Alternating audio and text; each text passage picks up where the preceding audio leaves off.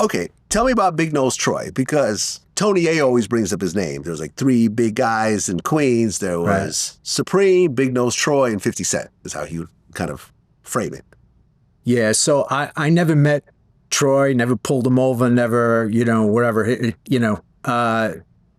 only knew him by reputation. Actually knew his family from after we made the arrests of in the Supreme Team case. But yeah, he was another guy.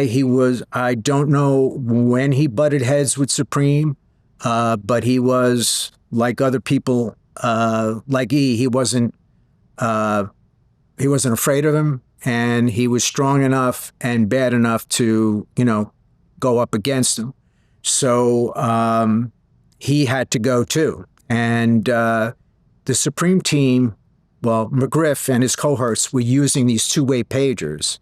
I think they initially got them through the guys in murder to communicate with the guys in Murder Inc. records. If not, they might have been part of Def Jam's pagers.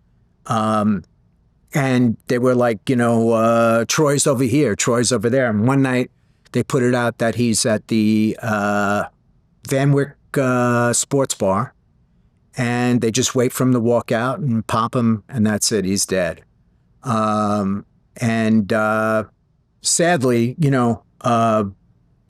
his son, who was probably like 12 years old at the time, read a letter at sentencing to the judge, and it was one of the saddest things you ever saw. A very good-looking, cute little kid with his grandmother and maybe his mom. I don't remember.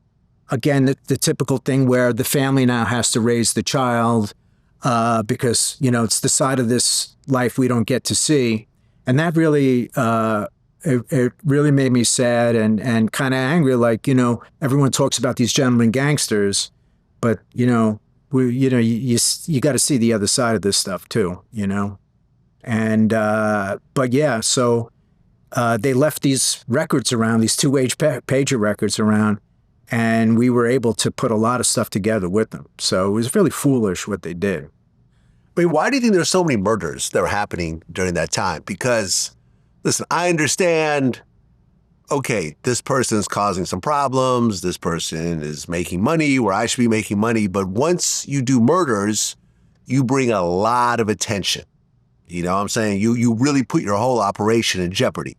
Because most times, because I remember I interviewed mafia guys that were selling crack, well, not really crack, but cocaine and heroin during this time, and they kept things relatively quiet. So when Edward Byrne got killed, they said it didn't really affect their operation. They were under the radar. No one was getting killed. There was no shootouts in the middle of the street. So why do you think that these guys in Queens were so quick to kill people, and which ultimately led to everyone's downfall? Yeah, I mean, well, it wasn't just Queens for that type of behavior. But yeah, I mean, you're talking so much money, easy money. And then it's someone has the same idea. Well, I want to break away from my crew and start my own crew. And now there's a turf war, all that kind of stuff. And of course, then, there's a lot of drug money out there. Then that brings you guys like Haitian Jack, and his crew who were like, we're going after the drug dealers. They Jack had said that, he thought he was doing a service for the community by stealing their stuff. So he really said that? Yeah. By killing drug dealers? Well, taking their stuff. Oh, taking their stuff. Yeah, okay. Not killing them. But so violence comes with it. It's just so lucrative. There's no rules. There's no regulations. And desperate people sell drugs.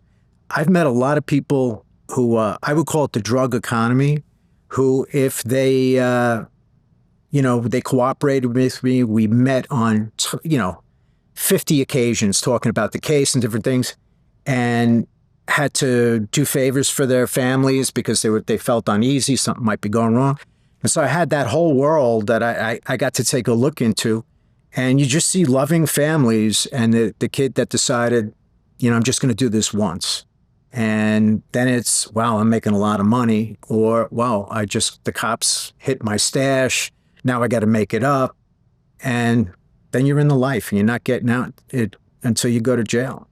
And jail's a part of it. Everyone wants to be a gangster, until it's time to do gangster shit, like go sit in a jail cell for 10 years.